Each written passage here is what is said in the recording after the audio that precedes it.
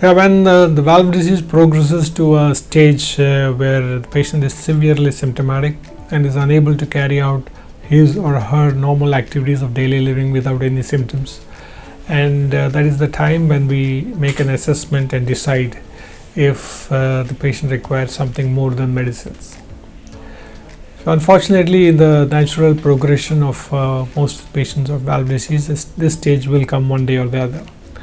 And when this happens, the only definitive treatment for these individuals is to replace the diseased valve. That is called a valve replacement surgery.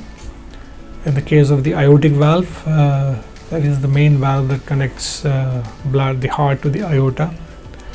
It is called aortic valve replacement. Conventionally, this aortic valve replacement is done by means of an open heart surgery. It's called a surgical aortic valve replacement. That has been the standard treatment for aortic valve disease.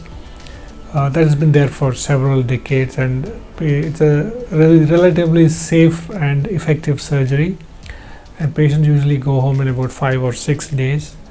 It is also possible to do this surgery with a small cut, which is called a minimally invasive aortic valve replacement, and the results are usually excellent.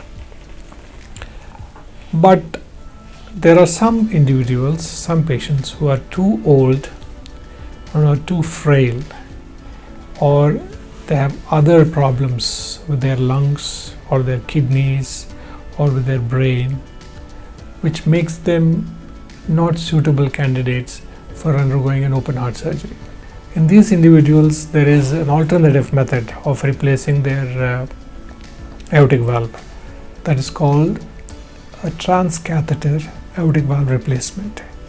Transcatheter aortic valve replacement means that we can replace or implant a new artificial aortic valve in a patient with severe aortic valve disease without the requirement of an open heart surgery.